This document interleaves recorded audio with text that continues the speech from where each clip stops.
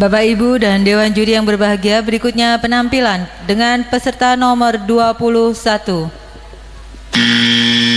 Biografi Bung Karno, 1901. Soekarno pada waktu kecil bernama Kusno, lahir di Lawang Seketeng, Surabaya pada hari Kamis Pon tanggal 6 Juni 1901. Putra kedua dari pasangan Sukemi Sostro Diharjo dengan Ida Ayu Nyoman Rais Rimben. 1916 tamat dari European Legion School ELS Mojokerto, kemudian meneruskan pendidikan di Hujo Bagas School HBS Surabaya. Indekos di Rumah Haji Umar Said Cokro Aminoto.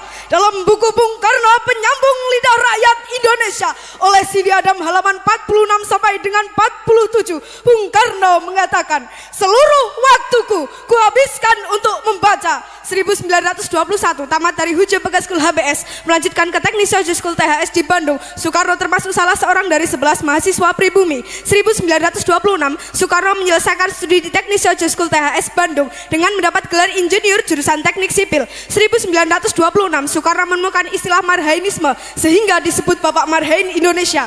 1926 Soekarno menulis artikel berjudul Nasionalisme, Islamisme, dan Marxisme yang dimuat dalam surat kabar Suluh Indonesia Muda. Soekarno menyerukan agar semua golongan yang ada di Indonesia harus bersatu menghancurkan kolonialisme dan imperialisme untuk menuju Indonesia merdeka.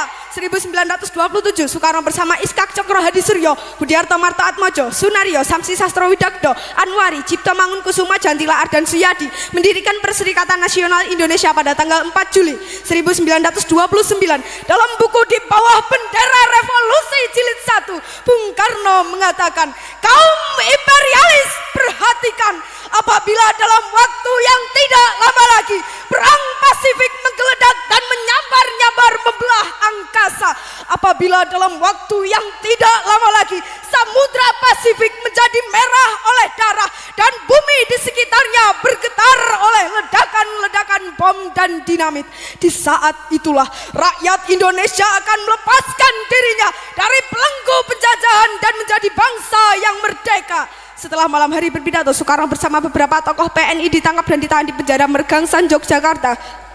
Kemudian dipindahkan ke penjara Bersebel. 1930 Soekarno di hadapan pengadilan kolonial menyampaikan pidato pembelaan yang terkenal dengan Indonesia menggugat, kemudian divonis 4 tahun dan dijebloskan ke penjara Sukamiskin. 1931 Soekarno dibebaskan dari penjara Sukamiskin pada 31 Desember dengan syarat tidak boleh melakukan kegiatan politik lagi. Namun Soekarno tetap melanjutkan perjuangan politiknya untuk membebaskan bangsanya.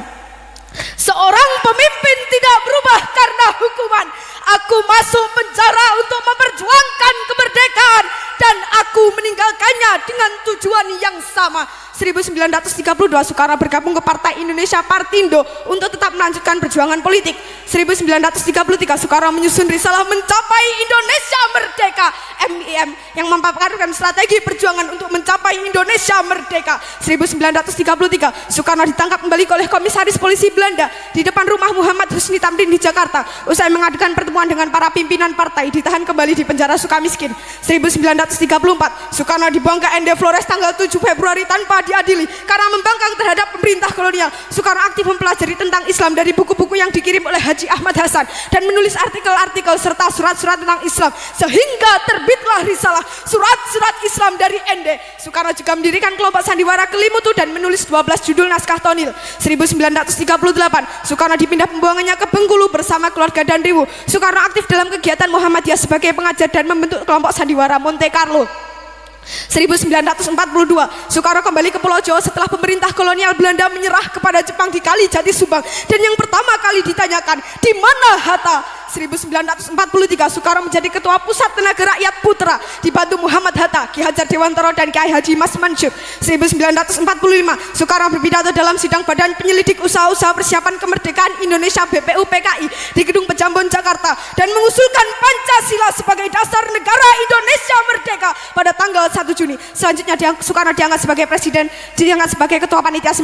1945 Soekarno dipilih sebagai ketua panitia persiapan kemerdekaan Indonesia PPKI tanggal 7 Agustus dengan wakilnya Muhammad Hatta. 17 Agustus 1945 Soekarno dan Hatta atas nama bangsa Indonesia memproklamirkan kemerdekaan Indonesia. Pada hari Jumat Legi pukul 10 di halaman rumah Soekarno, Jalan Pegangsaan Timur 56 Jakarta, bendera merah putih yang dijahit oleh Ibu Fatmawati berkibar ke angkasa, dilanjutkan dengan menyanyikan lagu kebangsaan Indonesia Raya. 18 Agustus 1945, Soekarno dan Hatta diangkat sebagai Presiden dan Wakil Presiden secara aklamasi dalam sidang PPKI setelah ditetapkan Undang-Undang Dasar Negara 1945 dan Deklarasi Pendirian Negara Kesatuan Indonesia.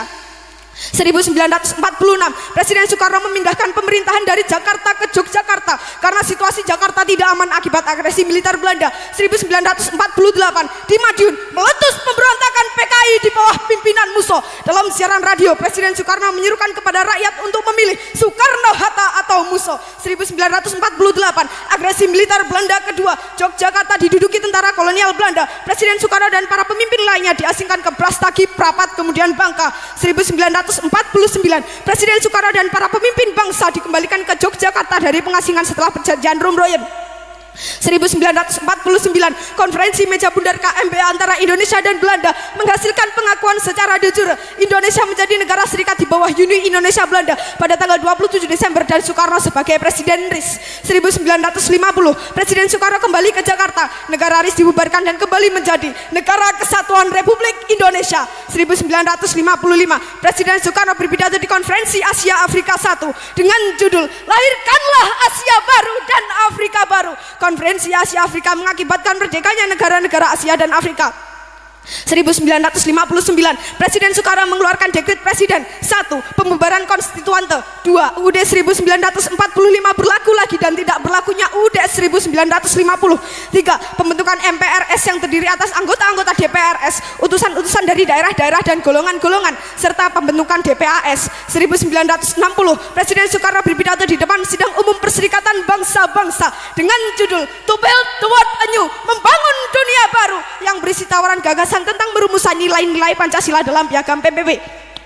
1961, Presiden Soekarno mengomandokan Komando Pembebasan Irian Barat yang dikenal dengan Trikomando Rakyat Trikora pada tanggal 19 Desember, yaitu 1. Gagakan pembentukan negara boneka Papua buatan kolonial Belanda. 2. Kibarkan sang merah putih di Irian Barat tanah air Indonesia. 3. Bersiaplah untuk mobilisasi umum mempertahankan kemerdekaan dan kesatuan tanah air dan bangsa. 1962, dalam buku Warisi Api Sumpah Pemuda halaman 135 sampai dengan 136, Presiden Soekarno pernah berkata, berilah saya 1000 orang tua, saya bersama mereka kiranya dapat memindahkan Gunung Semeru.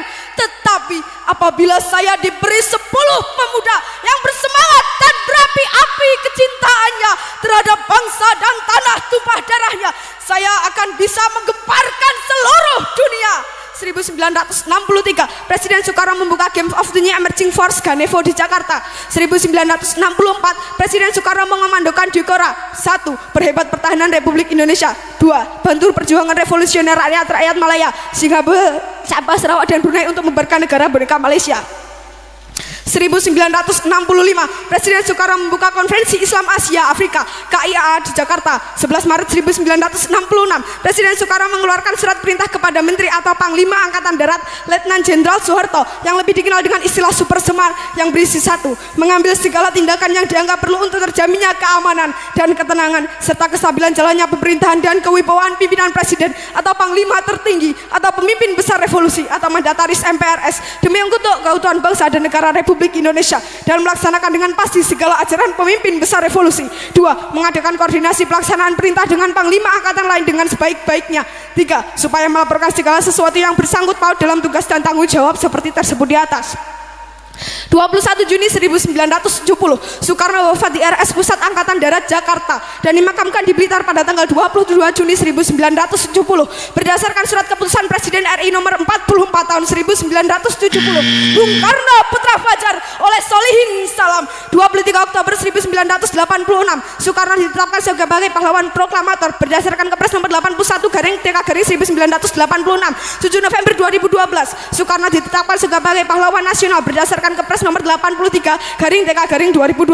Presiden Soekarno mendapat 26 gelar doktor honoris causa, 7 dari perguruan tinggi di Indonesia dan 19 dari perguruan tinggi luar negeri pada tahun 1951 sampai dengan 1965.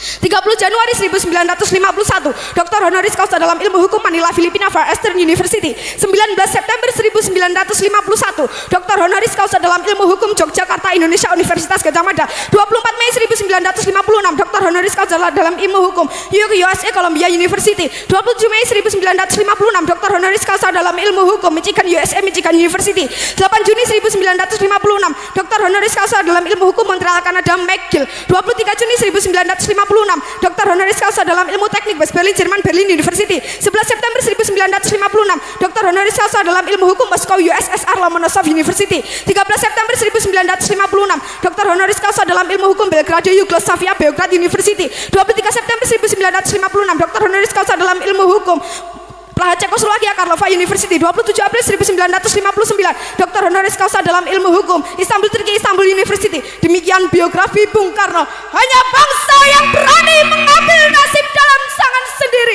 akan berdiri dengan kuatnya. Merdeka, merdeka, merdeka. Sekian, terima kasih.